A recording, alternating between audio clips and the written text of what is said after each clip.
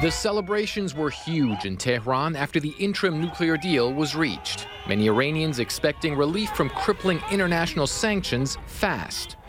But it turns out there's still a long way to go, and Iran's supreme leader seems less than hopeful. What has happened so far does not guarantee a deal, and neither do the talks leading up to the deal. It doesn't even guarantee that these talks will continue to the end and lead to any deal. After the tough negotiations that led to the interim agreement, major differences remain between Iran and the P5 nations. Tehran believes all sanctions should be dropped the moment a final deal is implemented. But that's not the way the Americans see things. What we've said is, first of all, let's give the negotiators a space to get this done and complete the work of getting an Iranian nuclear deal. Second of all, let's be clear that Congress will have a role to play, and that includes they'll have to take a vote to lift sanctions at some point in the duration of the agreement.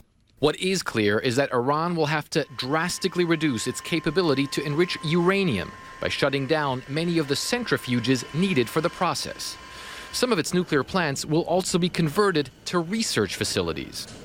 And that's not going down well with hardliners back home. Many believe Iran is giving up too much in return for sanctions relief, and the supreme leader appears to echo those concerns. I have never been optimistic about negotiations with America. This is no delusion. This comes from experience. All this comes as Iran finds itself on a collision course with the U.S. and its allies on other fronts. Iran's supreme leader heavily criticized the Saudi-led bombing campaign against pro-Iranian Houthi rebels in Yemen, a campaign the U.S. supports. It shows the danger of allowing Iran to have this kind of influence and power and have it go unchecked because they're not only active here, as you know, but also across the Arabian Peninsula right now. It's not clear how much of an effect regional disputes will have on the road to a final nuclear deal, but that road will surely be rocky.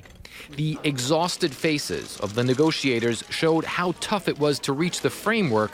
Now it seems the hardest work still lies ahead. Fred Pleitgen, CNN, London.